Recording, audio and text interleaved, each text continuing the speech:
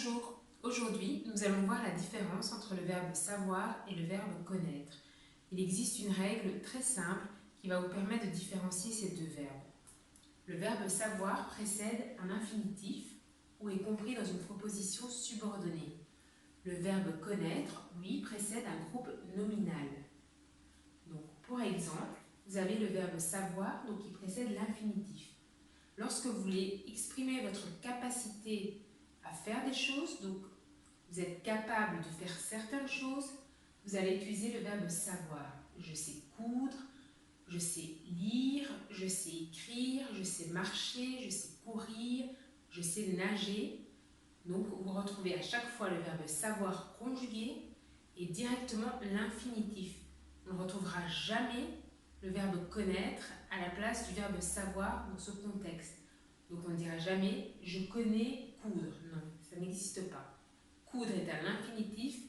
Vous êtes capable de coudre, alors vous mettez le verbe savoir. Parce que lorsqu'on est capable de faire quelque chose, ça se sait. Et donc, on met le verbe savoir. Le verbe savoir peut être également retrouvé dans une proposition subordonnée. Donc une proposition subordonnée, pour faire simple, vous avez une phrase que vous pouvez diviser en deux. On a une partie principale et ensuite une autre partie qui vient s'y greffer. Donc par exemple, vous avez « Je sais que tu as menti ». Je sais que les voisins sont partis en vacances. Je sais où nous irons lors de nos congés. Donc ça, c'est une proposition subordonnée. Donc, vous êtes au courant de quelque chose, vous détenez l'information et donc à ce moment-là, vous allez également utiliser le verbe savoir.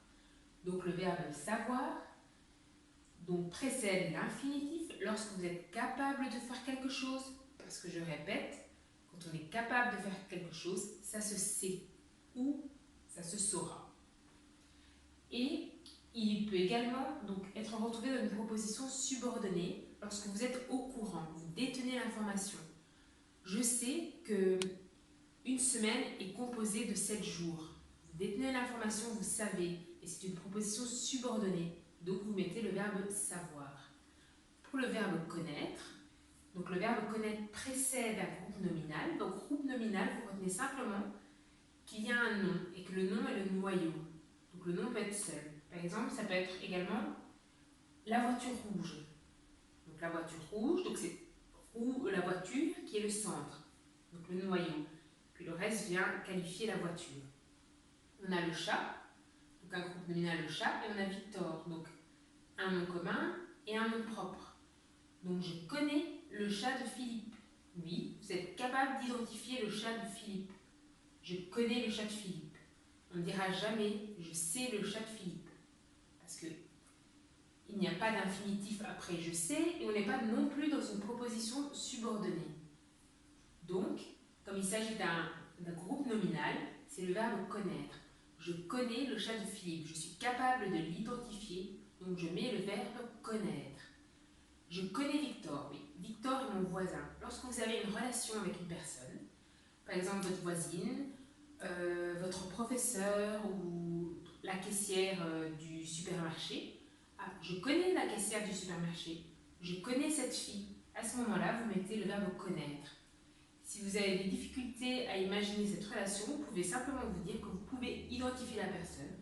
Et lorsqu'il y a une notion d'identification, c'est le verbe connaître. Donc lorsque vous êtes capable de faire quelque chose, c'est le verbe savoir et ensuite l'infinitif. Et lorsque vous êtes capable d'identifier, on mettra le verbe connaître. Vous pouvez dire également « je connais Chicago ». Qu'est-ce que cela veut dire? Ça veut dire que vous avez une expérience dans le passé qui vous permet de dire « je connais Chicago ». Donc sous-entendu, je connais la ville parce que peut-être je l'ai visitée 4, 5 ou 6 fois, donc je connais Chicago. Donc je connais les recoins de Chicago, je connais l'Europe, je connais la Russie. Donc, parce que là, il y a une notion d'expérience. Et de toute façon, ça ne se remet pas dans le contexte. Pour savoir, donc c'est sûr que ce n'est pas savoir, c'est connaître. Donc voilà. Si vous avez des questions ou vous hésitez sur tel ou tel point, vous n'hésitez absolument pas à me mettre un commentaire sous la vidéo. Je me ferai un plaisir de vous y répondre.